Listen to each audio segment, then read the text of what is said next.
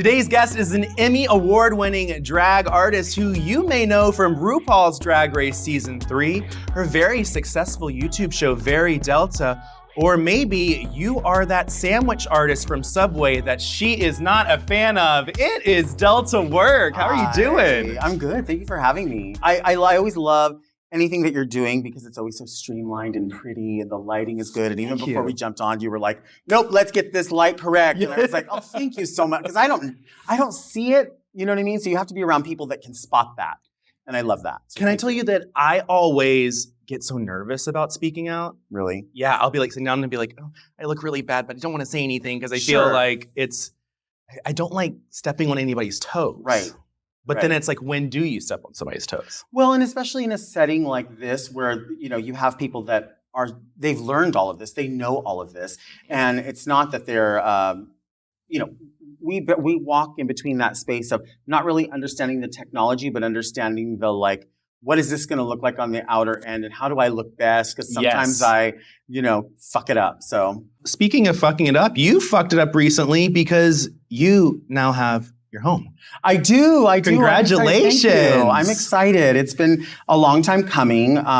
It's such a weird thing because I've pretty much spent my entire adult life as somebody who's lived in an apartment. Mm-hmm. So one thing that's come to my mind is I think when I've ever been sort of hypercritical about people that are like, I bake at home or I craft or I this. I'm always like, I don't get it. What's the appeal to that? The appeal to that is especially if you have the space for it. Yes. So now my mind, going out, I'm like, oh my gosh, this, we could have this mantle here or we could do this or that. And the other thing I've noticed is because I've always lived in an apartment, there's always been the one door in and out of the space. So when I'm in and the door's locked, I think to myself, well, there could be no one else in here unless I've accounted for my family. But now there's French doors that go from the primary bedroom. There's a door that goes to the garage.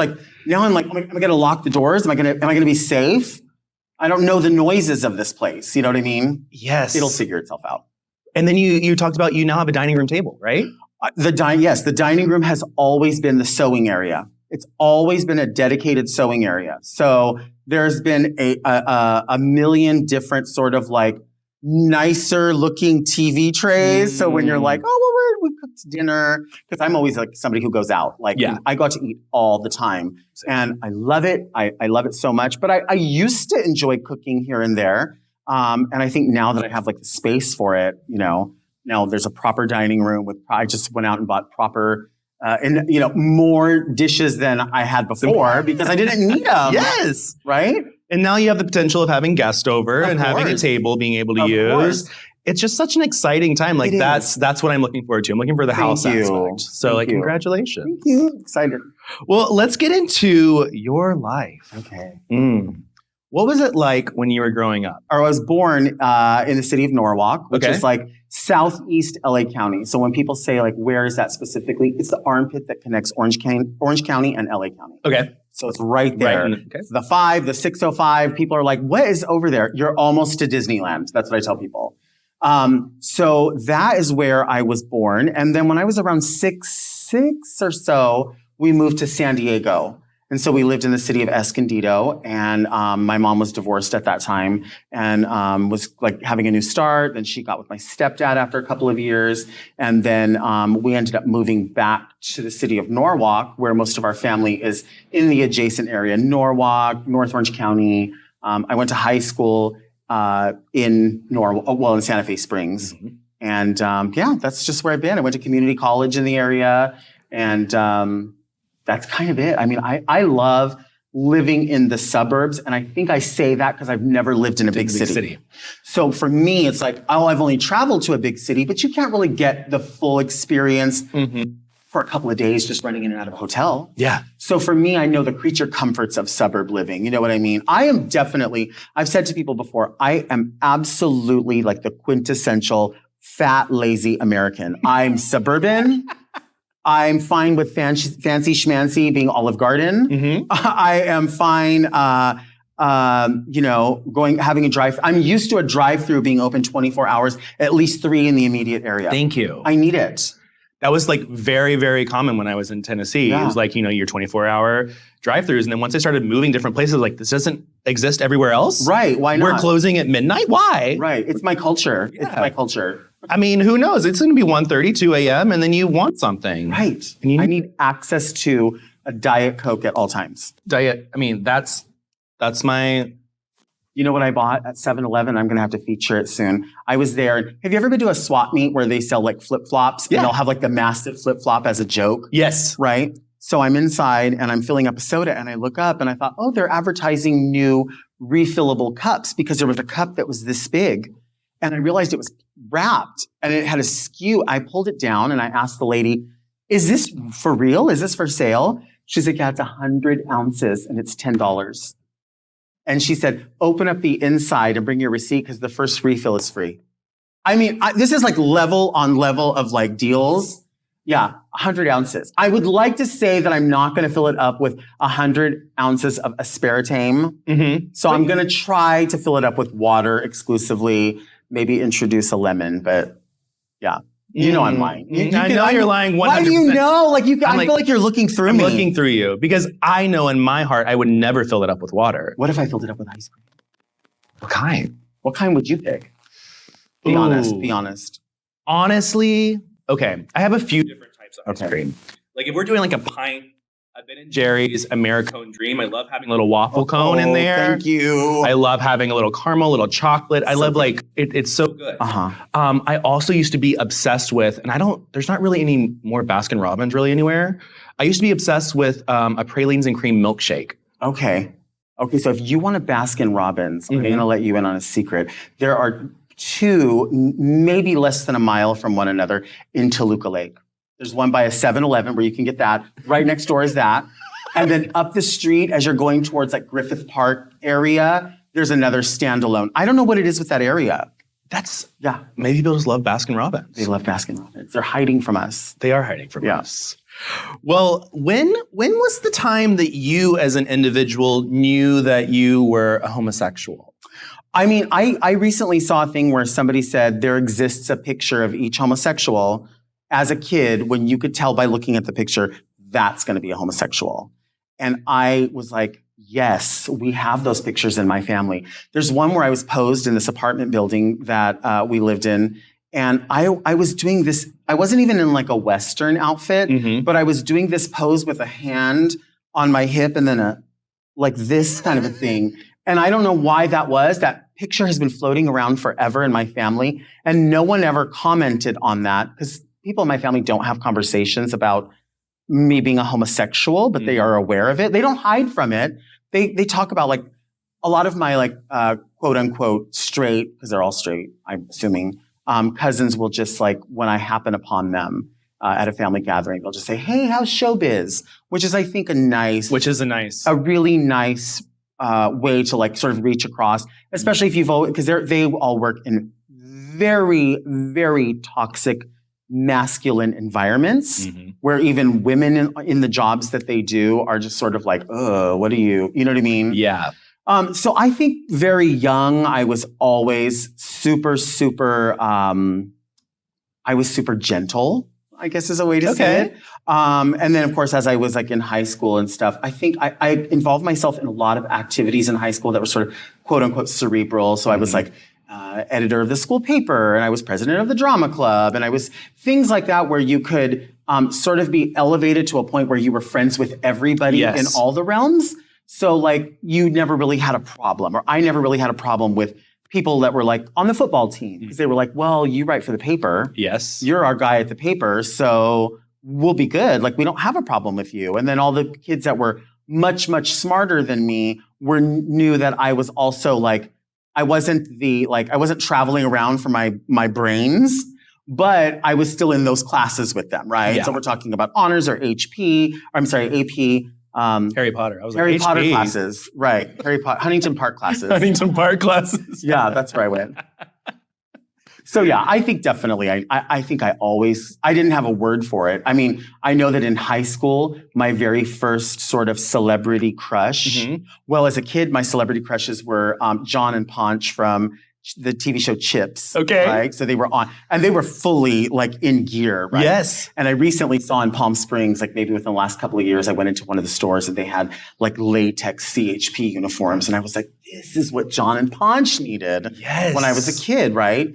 And then I remember in high school, I think my first crush was Katie Lang because I didn't know about gender expression in that way.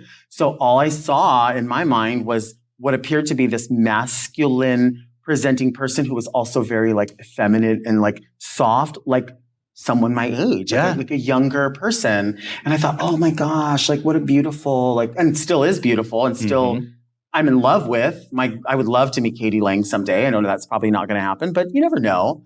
But so, yeah, I knew in that time, like I was always attracted to people who I think presented quote unquote differently. I always like look at it and I'm like, I don't think I necessarily ever had, I think it's interesting when people say they had a crush on a cartoon character. I always find that very interesting because I just viewed them as like role models. That was what I put it in my head as. And then my mom would always get me the male Barbies, like the male like Prince Barbies so to make me feel better. But she wouldn't let me play with the girls. Really? Yeah. It was How just old are you? 32. Oh, that's why your skin is so perfect. Oh, thank you. God. Oh my God. Put another filter on this for me. It's gonna Put a Navajo blanket over the lens. It's gonna go fully at it. So you mentioned in some other interviews that, you know, your starting drag, of course, probably happened around Halloween time. Yeah. You know, something like that. And then you were asked to be in a Designing Women show. And you were asked to be Delta Burke. And then that's kind of how Delta worked. Pretty much, yeah. You know, back in the day, that's so weird to say that. Back in the, at the turn of the century when I was, you know, doing drag, but literally, we used to do a lot more theme shows. That was kind of a thing, at least in the group that I'm in. I'm not saying across the country or the world that people don't do theme shows because there's a ton of theme shows that people do that are wildly successful. I have a friend in Louisville, his name's Daniel, and he does thematic brunches. Okay. And we'll break it down even further than just like a disco brunch. It'll be like a disco artist and friends, or it'll be like Harry Potter or whatever it has been in the past. I'm not saying he's doing Harry Potter now, but you know, I don't know, Daniel, maybe you are. But we used to do a lot of that here in LA, and it doesn't happen as much, but we used to have more shows that were casts. So it would be the same cast at the same bar. Yeah. And so it was easier to do that. And at the time when I was coming up, Mama was the name of an artist here in LA who was known for working at the Bob Mackie EC2 costume store. Okay. So all of Mama's costumes were like built-in bullet boobs. Like Mama was a big presence. When you say big and tall, I meant like broad and tall. And everything was just like, you know, when I came up, there was a few quote plus entertainers that I would look to. So I would look to Mama, who was truly camp. But it wasn't sloppy camp in the sense of like, I'm just going to throw on anything and my drag is valid. It was from head to toe, like built with a storyline, right? And then I looked at, there was a entertainer named Jasmine. And it was interesting because at the time we had Jasmine. And Jasmine was like worked at La Cage up on Sunset. But Jasmine, who has an account called Jasmine's World, she was like kind of like this plus size, Pamela Anderson. And so I had two spectrums that I was looking at. And then there was other people like Big Lola, people called her at the time. There was only a handful, you know what I mean? So I had to cultivate from that. And Mama was one of those people who was like, I would be in contests that she would host. And she was like, let's find an opportunity for you to cultivate or hone or figure out what it is that you want to do. Who are you?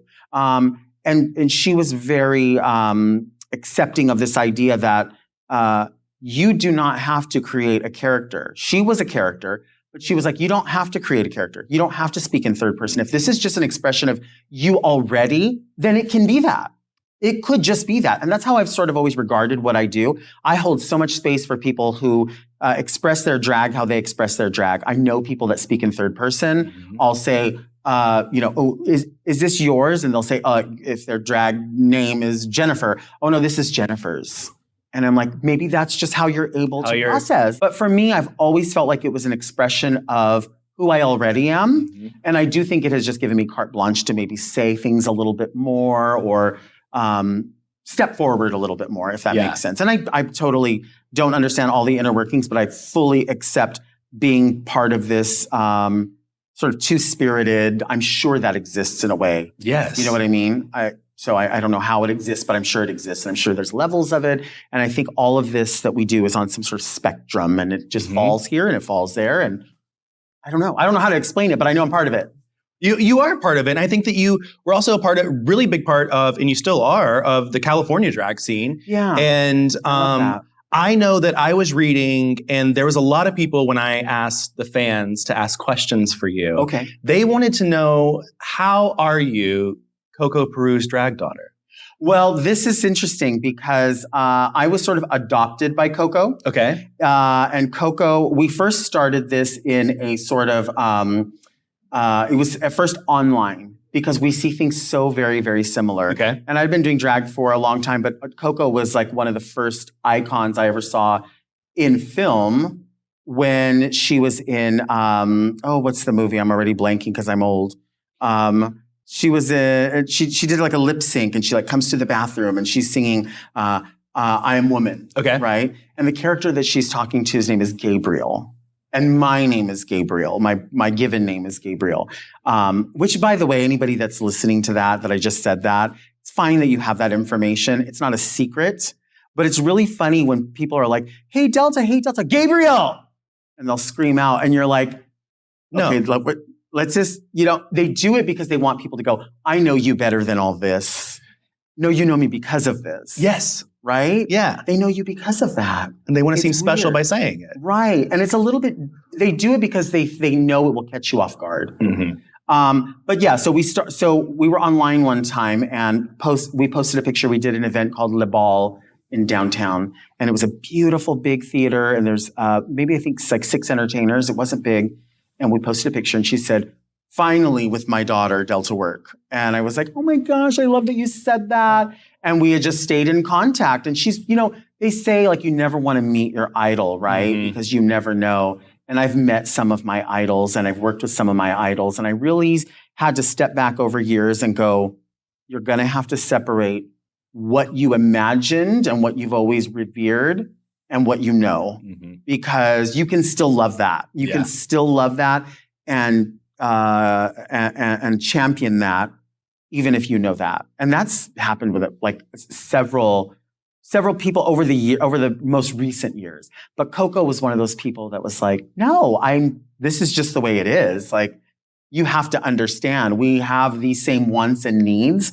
And also, I mean, we both love wearing a dress from Ross or TJ Maxx. We have time for it. That's a valid drag. I think about that, like when I'm doing this, I was like, what do I wear? Because, I think I saw Nikki Doll or somebody like really done up. And I thought, I just don't showcase that way. Like I feel like I'm very drawn back, almost like, I think the first person we saw doing that on Drag Race was like Jujubee. Mm-hmm. It was like, this is what I wear. What was it? Mall drag. Oh, yeah, the mall drag, yeah. Oh, my gosh. I'm strip mall drag. Okay? I'm strip mall. And I'm fine with it. You'll find me there. I mean, that's the way it is. So you are making your name in California. You are doing Chad Michaels' show. Mm-hmm. And I know that I had heard before when Drag Race was starting to come around and when there was talks about this thing about to be coming on Logo, I know that I've talked to some other girls and they've said that they were kind of scouted out for season 1. Mm-hmm. And a lot of the Dream Girls were. Right. And that a lot turned down. Did you turn down for the first season? I didn't get that, no. Okay. I didn't get that invitation in the beginning. But I do remember hearing that conversation happening. And at that time, so I came into the Dream Girls, Chad, at the time, the Dream Girls was Chad's drag mother, Hunter, who was also a Cher impersonator, and multiple other people. Kiwi, Fantasia, Marilyn, and LaDonna. These were all the main players. And Chad brought me in, and I was sort of under his wing and everyone's wing. Mm-hmm. But I learned about how to have different facets. We had to have funny numbers. We had to have celebrity. If you did not have a celebrity lookalike or celebrity impersonation, you had to have a celebrity assassination, which was like, take it to another level of like parody. Pop music that's on the radio right now, an 80s throwback, because we would sometimes do 4 numbers in a show, and we were bam, bam, bam, bam, bam, there's no breaks. So that's where I was learning that, and very quickly became one of the producers of the show. So it was like myself, Chad at the time, LaDonna, and so we would produce different locations. Okay. And so we would all be like, I'm producing Wednesday, you're producing Thursday. So Chad afforded me that opportunity. And when Drag Race was scouting, we heard all of that, but I didn't know exactly who. And I wasn't a person who would really go out much aside from working. I've never really been that person. So I don't think they would be able to see, I wasn't in their eye line too much. It was like, go see her at the show, and I'm one who packs and I'm out the door. Done. I have to, because I feel like if I don't afford everyone there the same amount of time, that it's going to feel a little bit shitty. Like someone's going to think, well, I was waiting to talk to you, or I wanted to support you as well. Yes. So I feel bad about that, but maybe it was a saving grace for me. I don't know. But I was not that. I did apply for season 2, I believe. No, I did not do. I only did season 3. And speaking of Chad, when I did all my audition tape, we had one day left where we were going to submit it, and they were going to pick them up at a club called VIP in Riverside. Okay. They used to go like guerrilla. They would say, we're coming to a club, bring your tape. So crazy. Yeah. So I was going to do that, and all my footage was lost. I lost everything, and I was in tears, and I called Chad, and I was like, Chad, I'm not going to be able to do it. I don't know what to say. He's like, what do you mean you're not going to be able to do it? I said, I lost everything. Like, I have a little bit of stuff, but all of my runway stuff that they wanted to see costumes and this and that. And so I said, I don't have any of that. And Chad said, when are they picking it up? I said, they're picking it up in 2 days. He's like, get your ass to San Diego right now. We're clearing out the living room. We're going to reshoot everything. Wow. Adam, his partner, who used to make a lot of my costumes, some of which I still have to this day, he's like, Adam's got stuff that he's been working on with you. We'll get him on. We'll pin him on. We'll glue him on. We'll tape him on. Whatever we have to do, we're getting your fucking tape done, and you're getting on the show. And sure enough, I went, I dropped it off, and then I got a call, and they were like, yep. And if it was not for Chad, I would not have had a tape. If it was not for Chad and Adam, I absolutely would not have had a tape. And I would have just given up. I am that person. I hate that about my personality. Mm-hmm. It's a very serious character flaw. And that is that I like to tell people that I'm a realist, but I know that it verges on fatalist. Because I've had this thing in my life where more often than not, I've seen things fall apart. Mm-hmm. So I just expect the worst. And if anything better than that happens, we're gravy. It's perfect. It should have fallen apart anyway. Yeah. And I hate that, because other people come to me and say, it doesn't appear that way outwardly. You seem positive about things. Of course, in a sardonic, sarcastic manner, but you seem like things are going great, and they are going great. Mm-hmm. But, I'm an only child. I'm a Gen Xer at 48 years old. I'm an Aquarius. I have a lot of strikes against me that are like, you know what? Today there was no Diet Coke at the drive-thru, and I waited in the line for only that. Mm.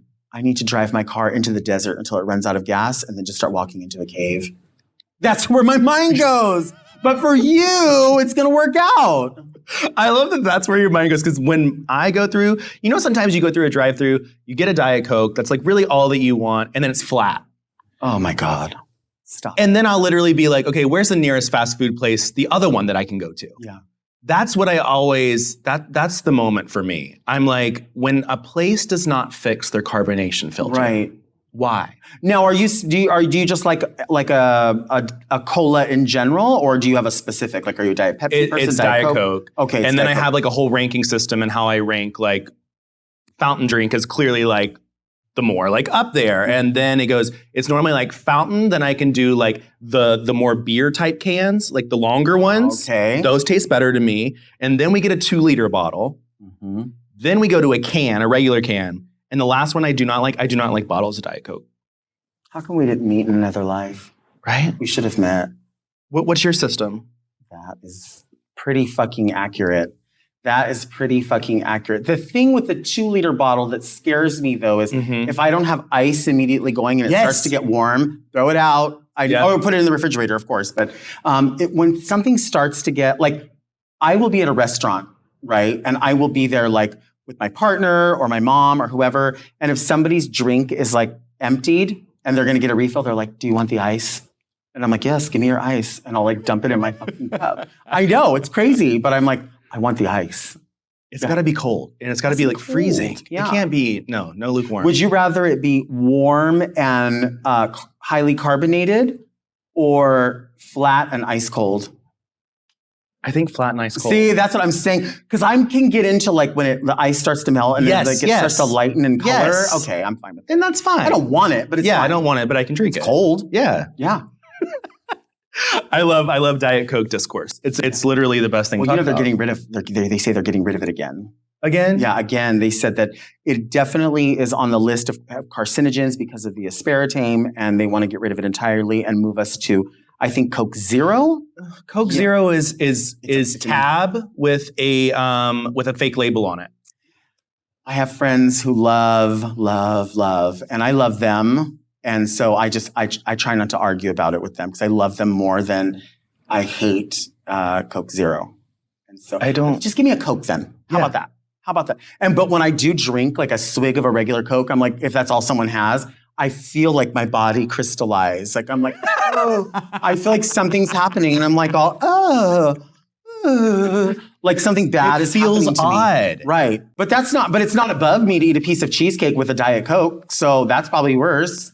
Whatever. I don't think so. Whatever. Yeah, whatever. We're here right now. This is going to make it before we fucking croak. We're fine. At least we have this. We have tonight. At least we have tonight. Yeah. With the Diet Coke. Tonight is what it means to be young. That's what they say. Why? It's the name of a song. You're too young. You're only 32, babe. You're just a baby. Well, speaking of me being a baby, before Drag Race, I want to know what the scene was like. Like the drag scene. Like when you were performing at clubs and stuff, like was it different than what has happened after this Drag Race phenomenon? Yeah, for sure. I think before, like I said, there would be like casts at different bars, and there would be like sort of a vibe, as you say, at each location. Any Dream Girl show, it was weekly, probably the same people who would come at each location. It would be their date. They would say, I'm going to go with my friends on Tuesdays. We're going to Rage. We're going to see Dream Girls. We're going to have drinks. We might go to whatever Zanku Chicken before, and that's going to be the thing. That's what we're going to do. The same thing in Long Beach. There would be people outside with a roster, and they would say, all right, we're seating Topher, party of 3. And they would take them up they would have their table. In fact, where I work now, I have a show Friday and Saturday at the Executive Suite in Long Beach. The owners of that bar used to be, they would come as their date, their couple date, on Thursdays to see us up the street at a place called Ripples that no longer exists. And they eventually bought this bar and then brought some of us in to work at their bar. And what's interesting about that is they knew me back when I was in contests. So they truly understand my evolution and can remember when I owned one wig. And they knew when I, barely wore any makeup and I was learning my way. There was a time when drag before Drag Race was definitely, if you went to LA, like the shows were either like a cast show, as we said, or there would be like pop-up performances at midnight. It would be that kind of thing, which was super fun. Again, a lot more themes. Now what has happened is because people do get drag on their television, on their YouTube, on their phone, wherever they want to see it, they are raised around Drag Race. So those people that want to come to a local show will have no problem asking, oh, I heard you do a show on Thursday or Friday, Saturday. Who do you have from Drag Race? And you're like, oh, well, actually, there's nobody from Drag Race in the show. Oh, really? Oh, you need to get this person. You need to get that person. I'll come if you have that person. And so what happens is there's a definite balance. There's a definite fence where it's fans of drag and fans of Drag Race. And they do meet, but there are definite camps where there are old school queens out there. And when I say old school queens, I just mean old school gays that are like, oh, I don't want to watch Drag Race. I don't like it. And then there's younger people that are raised on Drag Race that are like, I don't like that old drag. So I can't blame either side at all whatsoever. And I don't want to blame either side. But it makes it hard for someone like myself who has experience before Drag Race, after Drag Race, in front of the camera, and behind the camera. So I see all of those opinions and I have space for all of those opinions. But, There's times I'll walk out to perform and, even if it's a small crowd, small local crowd, I'll walk out, the curtain will open, and you're waiting for, not saying I'm the most devastating thing in the world, but you're still waiting for a little recognition. Mm-hmm. So people going like, ooh, or clapping or whatever. And they will like look up from their drink like, when's the Drag Race one coming out? And you're like, well, first of all, I was on Drag Race. Yeah. It was a long time ago, but on top of that, they're waiting for the ooh-ah of something else. And it's a little heartbreaking to not be able to provide that when you think, I know I'm providing some excellence here, but it's not, you don't have an appetite for that. Yes. You have an appetite for something else. And I wish I could be able to provide that for everyone, especially shows that I produce myself for my girls. Mm-hmm. Like I want my performers to, when I perform at a brunch, even if it's a bad brunch, going into that, I'm performing for their party. Mm-hmm. It's their event. So sing-alongs and just something flashy, that's plenty. Gays that come out on a Tuesday night or something, you can be a little more cerebral about it. You could be referential. You could be funny. You can go, that dialogue is from Real Housewives. Yes. But somewhere else they might not know that. So I will say also leaving, post-Drag Race, there are times when you try to do those thematic sort of performances with dialogues and people are like, they don't get it. Baby, when does Padam start? Come on now. Give it to us. It's true. I love Padam, but, No, and I think, too, one thing that I always notice is that Drag Race performers, great, wonderful. Some are really, they can put on an amazing performance. Others are more known for their looks and stuff. Sure. So when a queen who's on RuPaul's Drag Race is paid so much money and comes out and does a song, and maybe they're more of a fashion queen and they're just walking around lip syncing the words and the crowd is going crazy for them. And then you can have a local performer that literally is turning out all the tricks. They're killing their performance and people bat an eye. Like, it's like, what is this? Like, and I always find that very intriguing to me because I can be at a brunch show on Sunday with just all local girls and I'm living my life because they're turning it out. Right. We may not know their name on television, but at the end of the day, they're pulling out a performance. Whereas other times it's like, oh, we paid this person $5,000. They came, they did a song and they left. That's what just always goes through my head. It's like some of these local performers can kill it. Oh, most of them, yeah. And, too, I think because we have seen a lip sync for your life that usually is, your whole goal is to draw the attention of the panel, right? Yeah. So they want to see the theatrics and the histrionics. They want to see all of it happening at one time. What happens is that, I've even had somebody recently who's from my own neighborhood that is familiar with me and familiar with my friends, commented on a completely unrelated post. This person should be called Delta No Work because she doesn't know her lyrics and she doesn't dance and she doesn't do this, that, and the other. And I thought about it and I reposted it. I posted his name and I tagged him. I said, I know you wanted this attention, so I want you to have it before I block you. And I want you to know that you're right. I don't dance at all. And I don't particularly look like anyone. But what you must understand is that you're not allowed to have an expectation of what art I provide. You just should have an expectation of what you want to appreciate. You don't like what I'm doing? That is so acceptable. That is 100% acceptable.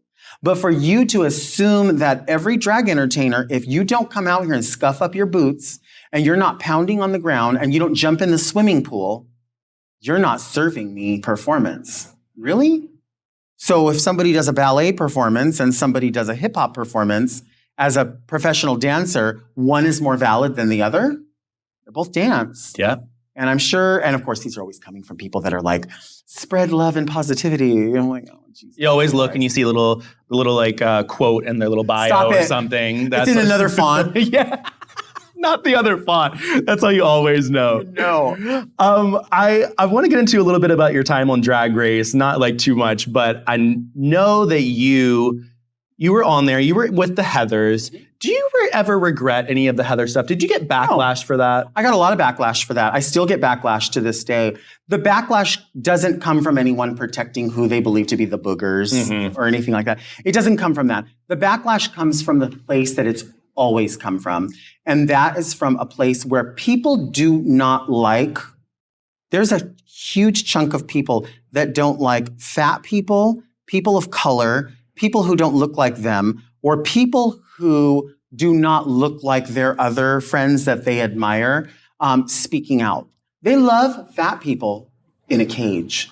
They love fat people who are jovial, who look like Santa Claus, who do all of that. So what happens is they come to me, even to this day, 12 years later, with messages like, yes, you look, I love X, Y, and Z, but, and here comes the qualifier, you were so mean to this person on Drag Race. And I always think to myself, I could watch Drag Race. I could watch Drag Race and I could rewind it and go back and say, where's the unsolicited advice I was giving? See that? Where was I answering questions that weren't asked? I was answering questions and you all were. See, none of these people would approach Carmen Carrera with the bullshit, or Manila or Raja, because they have respect for them, because they are the archetypes of beauty. They are what they want to be themselves. They don't want to be me. You know, when I was on the show itself, I can remember in our exercise challenge, Susan Powder was there as a judge. And she said, look at yourself in the mirror. Nobody wants to look like you in real life. And I remember her saying that. I don't know if it ever made it to the cut, but I remember everyone going, oh, what the fuck? And I just thought to myself, wow, you are a fitness guru. This must be how you encourage people. This might be why you showed up here in a primered van and your kid's eating from craft services. Yeah. Just saying, like, I'm not trying to go there, but I'll go there now. So people, yeah, they hold me responsible for it, but they don't hold what they deem the Heathers did. Yeah. They don't hold the other girls responsible for that. Willem and I had this conversation the other day, and Willem said, people will come to you or come to me crazy because they know that we'll respond to them. They won't come to Alaska and they won't come to Raja, our seeming counterparts, because they know that they will not engage with them. And quite honestly, they probably have a little more respect for them because they think, well, they're better than you guys. So weird. It's very weird. It's weird. And like looking at it, it's like, it's just a TV show. And I think that you all were so real in season 3, and now we're on season 15, 16, and it's, nobody's real anymore. Everybody's playing a role. Everybody doesn't want to do something so bad because they're going to be affected by social media. And I think that we really lose the personalities of these girls now. Yeah. Well, and I can remember like our Heathers banter came out of nowhere, and it was it felt like a one-day thing, and it happened a couple of instances in a day, and then it happened another day. But, you know, with the power of having to crop down just the best parts of the show, the parts that people want to see, I get how that works. You know, I will always stand my ground that nobody on Drag Race forced me to say anything. There was no producer, no executive producer, no RuPaul that said, you need to say these things. However, they did say to us, only the most interesting things will make it to the final cut, because we are filming 14 hours this day, 14 hours this day, and we're editing it down to under an hour of content.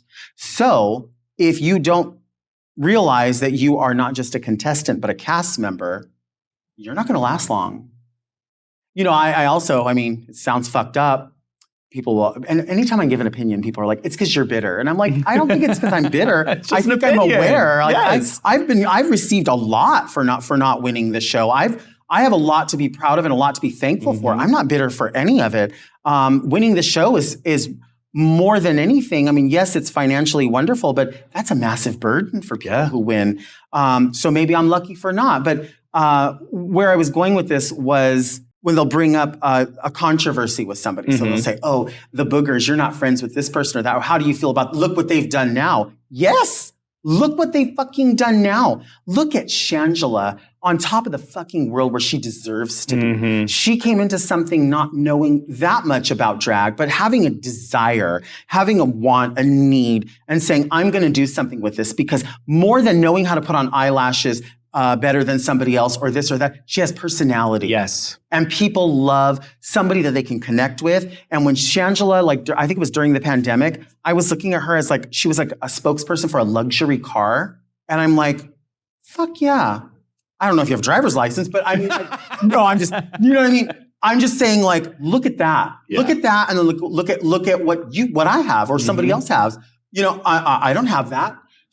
But people are like, oh, so you must be jealous or mad. Why be jealous or mad? Mm-hmm. Why? There's something for everybody. There really is, in different ways.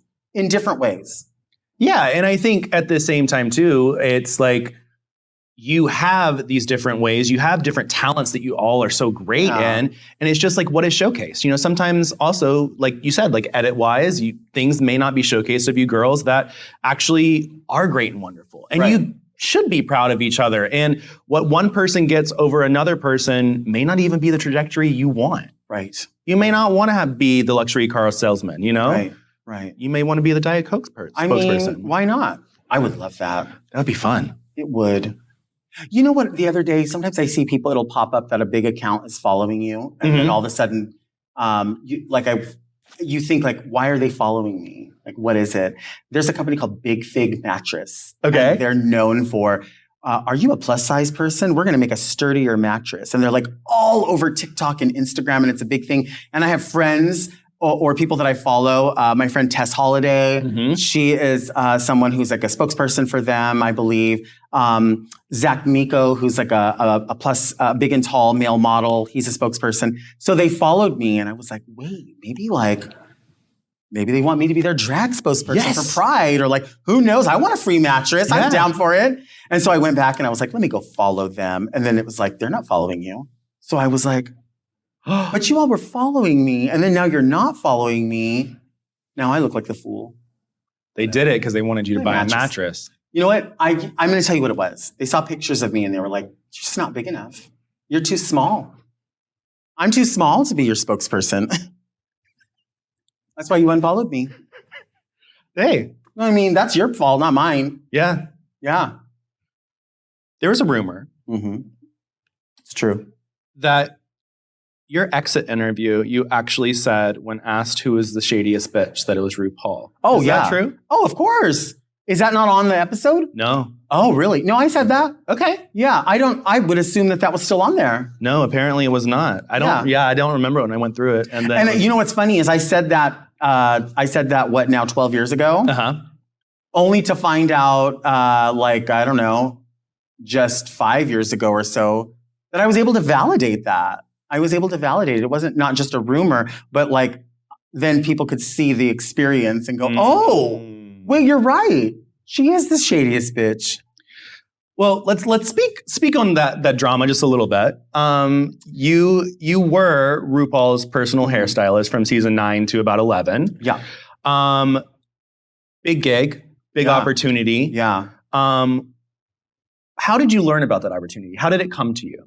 It came to me through one of who is now, I think, an executive producer, but at the time, I think was like maybe an associate producer, something like that. A friend who worked on the show, who I had been friends with for a very long time, to the point that I performed at his wedding in Palm Springs and that kind of thing. We had a really good friendship, and came to me and said, we're in a situation. We are just a couple episodes into filming this particular season. We have had a discussion and we need you to come in to work behind the scenes.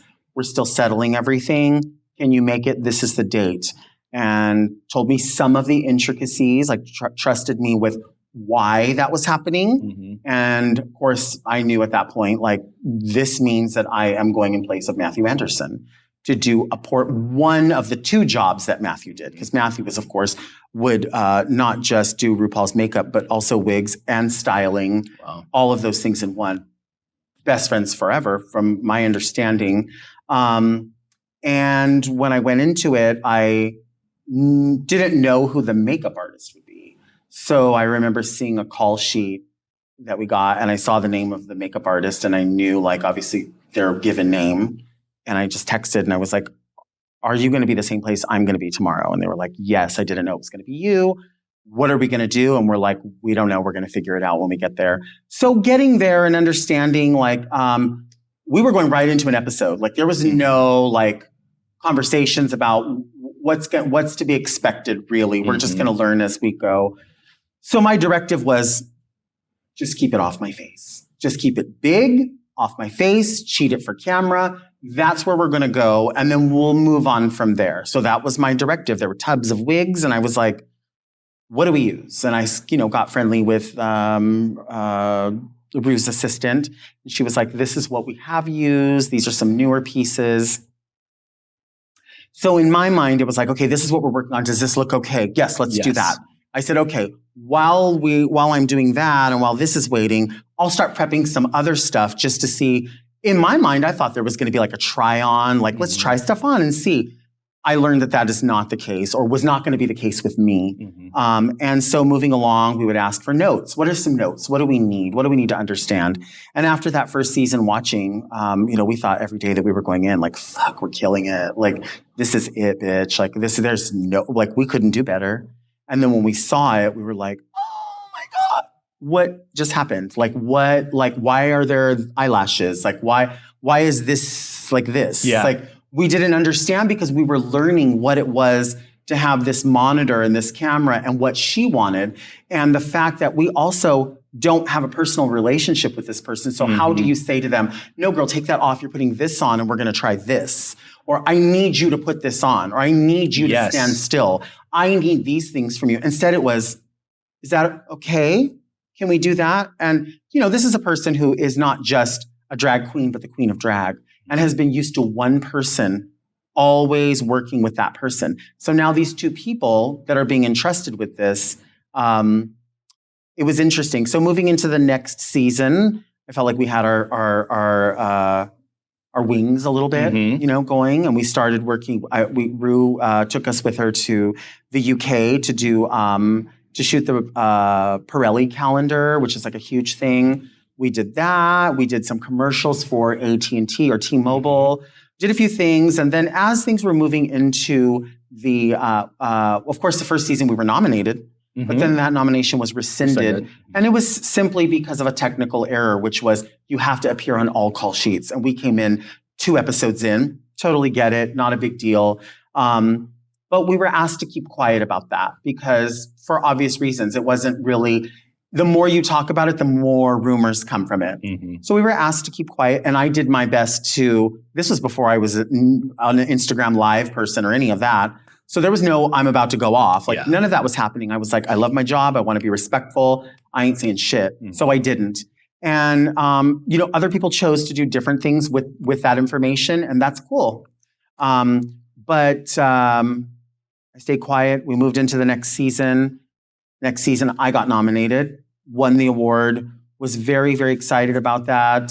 I think there was an issue with I know this is wasn't the main issue, but there was a side issue with the fact that in my acceptance speech, I dedicated the award to Matthew Anderson, who paved the way for us to even be standing there. And I think the fact that Matthew had been sort of by the production company as something that we just kind of don't talk about publicly. I think maybe I overstepped by saying that in their eyes. And I wasn't trying to do that because I don't think that he's owned by that company. I think he has paved the way for a lot of people. We've seen him in Gwen Stefani, No Doubt videos, Janet Jackson videos. He knows drag before any of us know really about putting together drag. So finally, as they moved on to Ruby is Red Hot. What is the... AJ the Queen. We were moving into that, and I was told, Rue said, my new character is going to have all red wigs. I need you to order red wigs. So I said, okay, let's do that. So we picked out some stuff, and we were moving into that. And then they were like, you're going to have to sign on to be with the production the entire time. And I said, okay, well, what days is she in drag? And it was a storyline of, there's only going to be a couple of days in drag. And I'm like, okay, well, then I can be there for those couple of days in drag.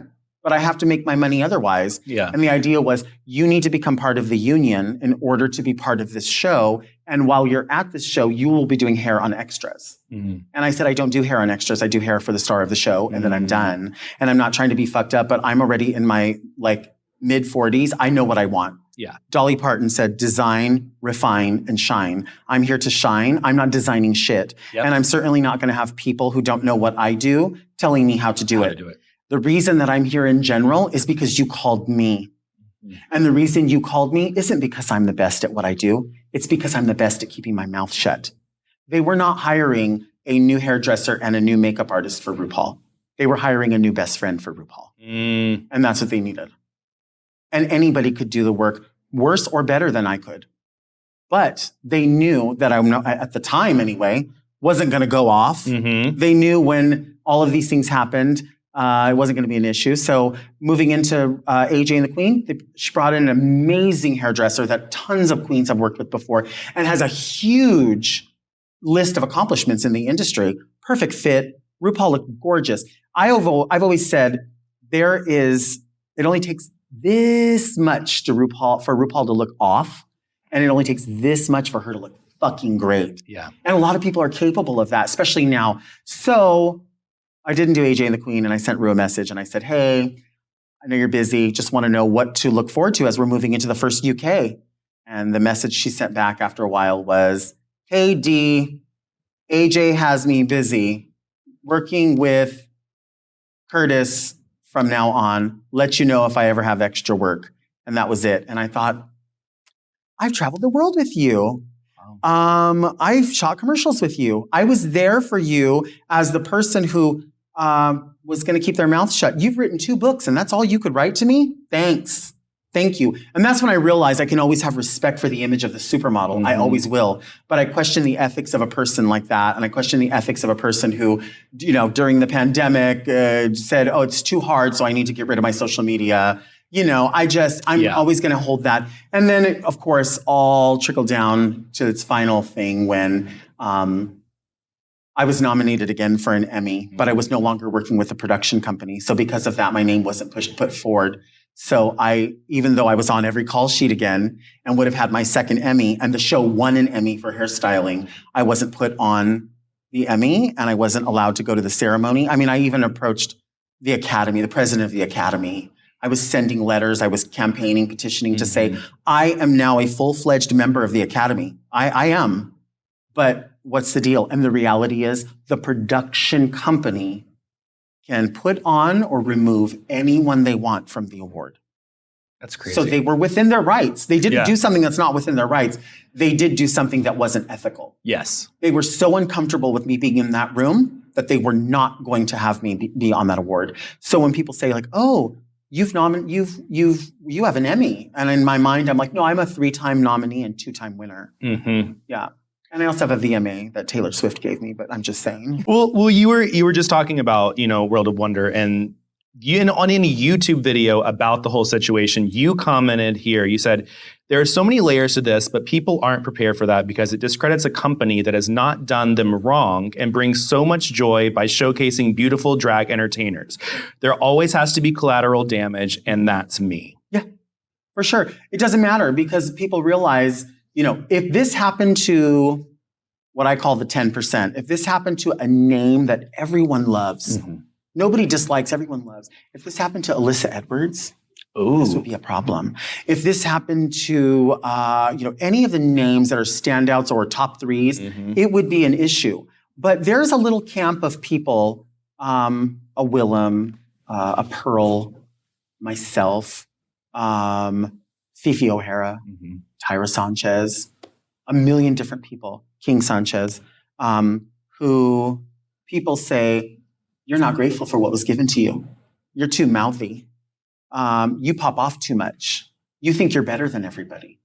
I don't want more than everybody. I want what I earned. Yes. You brought me in, asked me to keep my mouth shut, told me to comb wigs until they were off of her face. When I said notes, they said, just keep doing what you're doing. When I offered up wigs, it was like, no, that's not it. If you didn't like me personally, that's okay. You can say, we do not think this is a fit. And you have to go. That is so fine. That's how the world works, right? That's how the world works. So, I've worked in retail for a very long time. That's why I'm so hypercritical about retail or customer service. I think it is a difficult, one of the worst jobs, but it can be one of the best jobs because you can turn people's opinions around immediately. Your job as a storyteller, like you pull stories out of people and you do that so well because you're interested and you're interesting. Yeah. And so people want to talk to you. With that said, I felt like that's all they had to say. And then with this back end, it was their responsibility to go, ooh, this is going to be uncomfortable. She's going to be there. But you know what?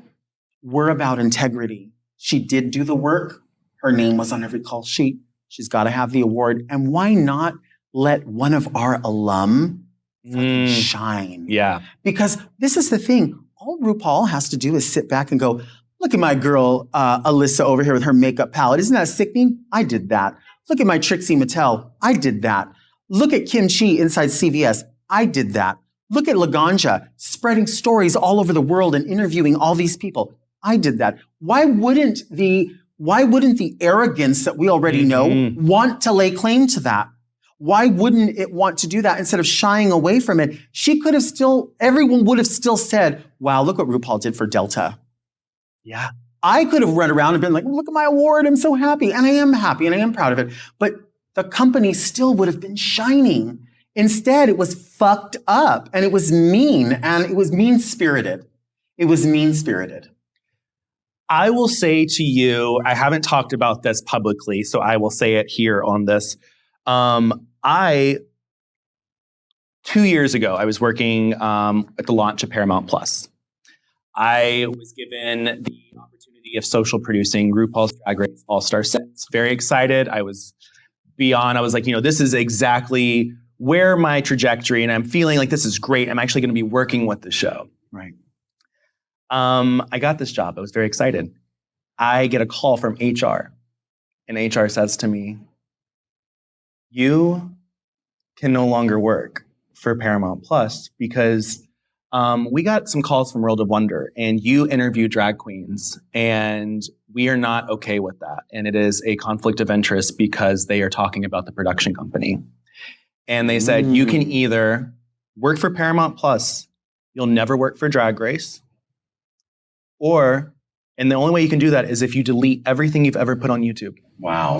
Or you can walk out the door right now and say goodbye and keep all your stuff. Right.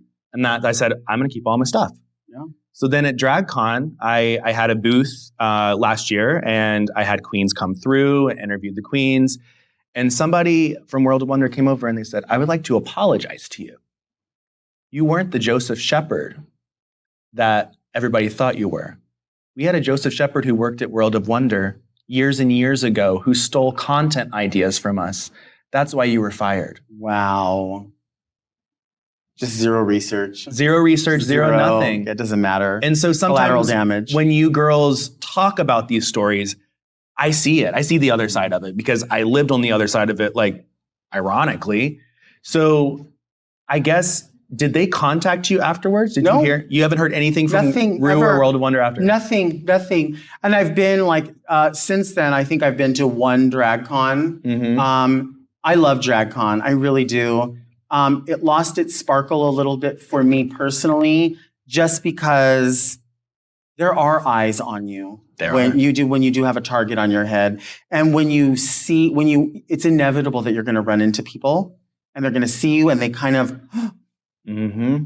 and they don't know how to walk away from you. And it's like, I get it. Like, even with, working in the environment, with myself and I became friends with some of the other makeup artists that would work on guests and stuff. This is their job. They had no say-so in this decision. Mm-hmm. They are not part of that. The same way I'm no part of their thing. So some of them I've been able to still maintain friendships with because I know they've got to feed their families. Mm-hmm. And I'm not asking them to pick a side. There really isn't a side. It's the fact that this organization had some collateral damage. And honestly, the reason they didn't contact me, they're not interested. In their mind, this doesn't even exist. Yes. I don't really exist to them, and that's okay. I have to accept that and understand that. But there are people that I knew, like going into the project, in the glam team, where I thought, we've known each other forever. And I learned something went into effect for me that I learned that I always thought was just a thing about other people. I never thought it would happen in my close friends. And it was a statement of, oh, I saw you, but I don't see you. Mm. And that broke my heart. It broke my heart because you would think, I've been in situations where I've been up for a gig and several of my friends have done this gig before, and then they kind of weed it out and they're like, well, we're only using a couple of you now. It's not my friend's fault. Yeah. I'm happy they're working. I wish I could be there, but I'm not going to be there. That's okay. We'll live. But when you realize it's someone you've known for a long time and it trickles down with other friends, and I've watched some of those friendships sort of dissipate in different ways, It's sad. It's sad, especially when you feel like you're outside of a fence hanging on, going, I could slip right back into that position and we could all be doing this together and we could be learning together and growing together. And instead of everything being off the head, it could be like this and we could have updos and we could do all that. But you didn't want me to be there. Why didn't you just say that to me? Just say it. I'm grown. Yeah. I'm grown. I'm doing okay. I'm doing okay. I found a niche for myself. I'm loving it. I'm still traveling. I'm still doing the things that I want to do on my standards. Even after doing that, I've been able to work with some celebrity clients, including Martha Stewart, that's been fun. Big. Who's a major Halloween person. She loves it. And, there's a million stories behind that too for part 2. I mean, we're gonna get off this topic. I'm gonna get into your amazing YouTube and podcast show, but I do want to know. There was one question: have you rekindled a relationship with Raven? I haven't spoken to Raven since the Emmys, the year that I won. That was the last time we share a lot of the same friends that we all grew up together, sort of, and we don't. I don't think there's a fractured friendship. Yeah, I think there is a reality to people who see you but don't see you. And I understand that I'm one of those people that is not really seen. And that's another tough part just for life in general for me, is when you overestimate your importance to someone. And that's sad. That is the fool to me. Like, I do feel like the fool in many ways. But I'm fine with it. And I don't fault myself for putting my heart on the line. I think it's okay to say, even if you wouldn't have done it for me, I still would have done it for you, just because I care for you that much. And there are friends around us who still socialize, and they have all still great relationships with her. And I'm glad to hear it. And I know she's doing wildly successful, and that's a great thing. I think, RuPaul looks amazing, and that's a testament to that work. I can remember when Raven was working at the Mac counter and was always a RuPaul fan. And she's part of a major part of the history of drag, and I love that. I wish I could have been along, but I'm glad I learned what I learned when I learned it, because I think there would have been a bigger fall from grace if I had not known. Well, on that note, let's take a break, and then let's get back into Very Delta. Yes. We are back. It's Exposed. I'm with Delta Work. Now, we've been chit-chatting about everything about your life, and one of my favorite things that you do is every Sunday at midnight, you put out an episode of Very Delta. Yeah, it's so fun. Literally, I loved seeing the trajectory of the show. You started this show during, I guess it technically was still pandemic, because it was like All Stars 70, Raja ends up, going on there, kind of like Very That ended up, like turning into a Very Delta situation. And it took off. Yeah. With Raja, with Very That, it was like a fun thing. I enjoyed it. I think it was very niche. Yeah. For sure. And I think it resonated with a lot of people. But I have always known my personality and Raja's personality is that Raja has a lot of irons and a lot of fires. So Raja likes doing a lot of different things. She likes crafting things. She likes making things, sewing. And she's an expert at all of those things, but would never tell anyone that. And something told me that That wasn't going to be a forever project for Raja, but I was fine with however long that was going to run. Yeah. Fortunately, there's people that know podcasting and this whole thing better than I do. And we're like, hey, you realize that this could maybe be something else. So while she's gone, let's do Very Delta.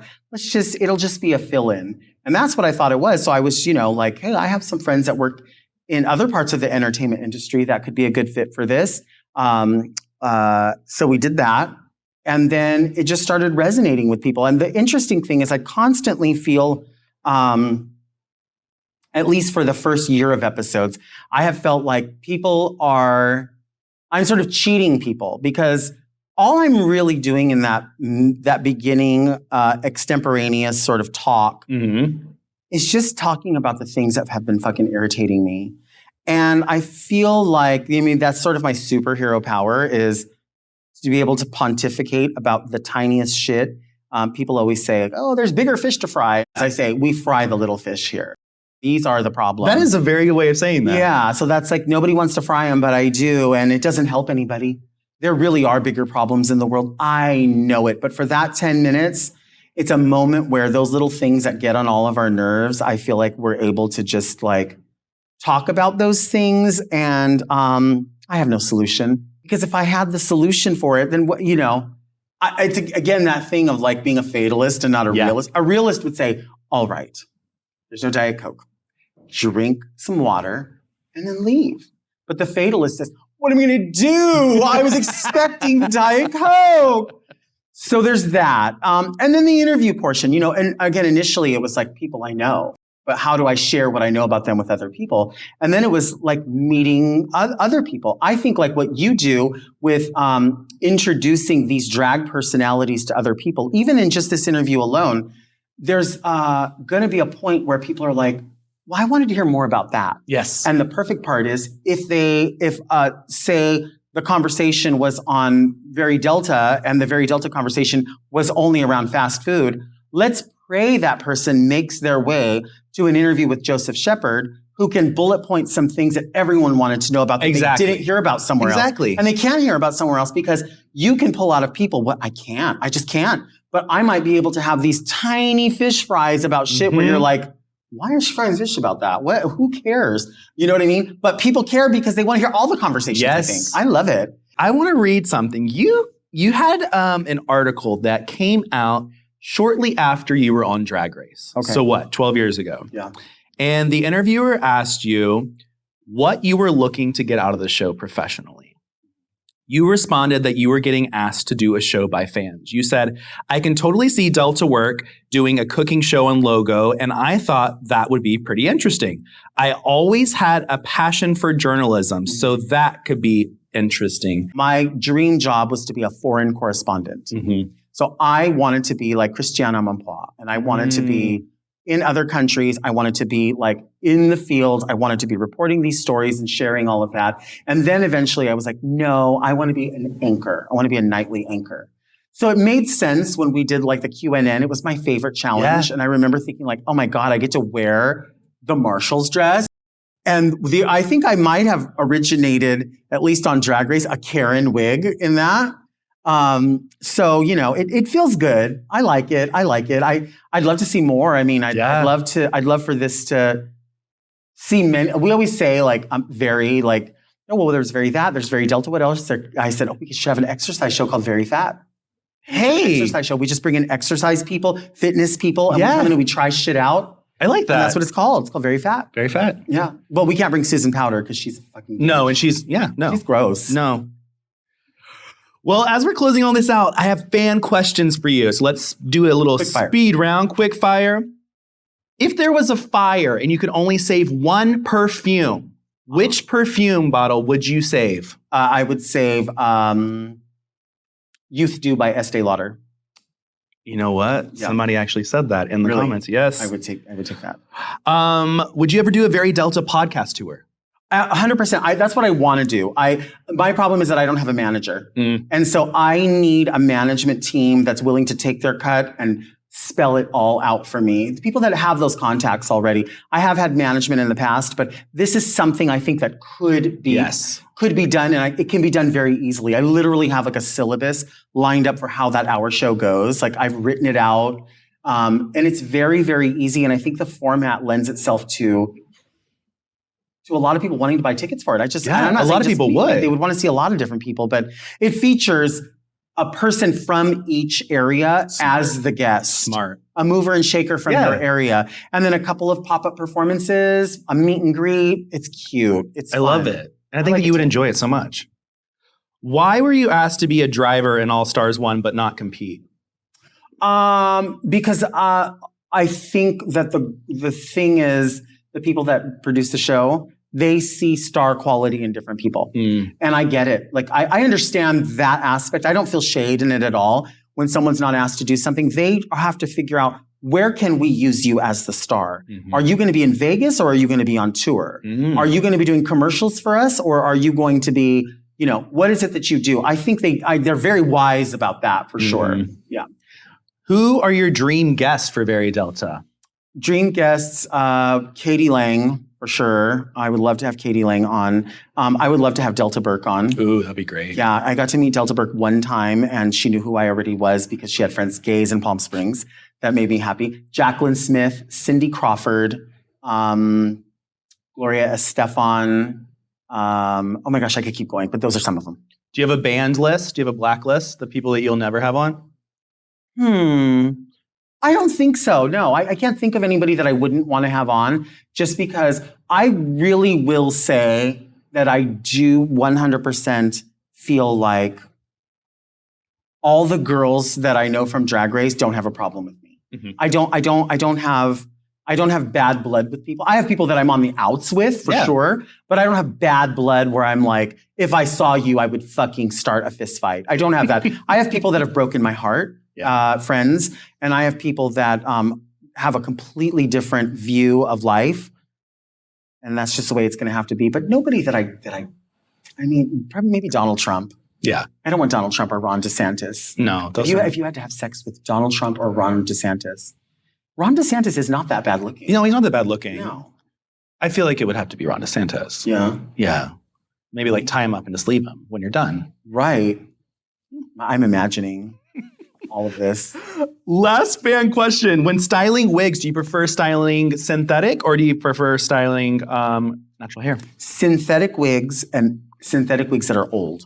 Okay. 100% better. Because they get all roughed up already, but a new wig, you tease and it's just like, it doesn't want to do anything. And human wigs, I like doing a human wig, but the whole concept of a human wig is to look realistic. Mm-hmm. And so that just goes into like a simple beauty look, which in its own way is very hard to do. But if you have no expectation and somebody's like, just jack it as big as you can. Oh, well, fuck, let's go off. Yeah. Well, Delta, thank you for going off with me today. You for having me. It's so fun. So great having you. You're so easy to talk to. Oh, you're so easy to talk to. I'm like, every single time I watch your show, it's just a full conversation. So thank you for coming on and chatting.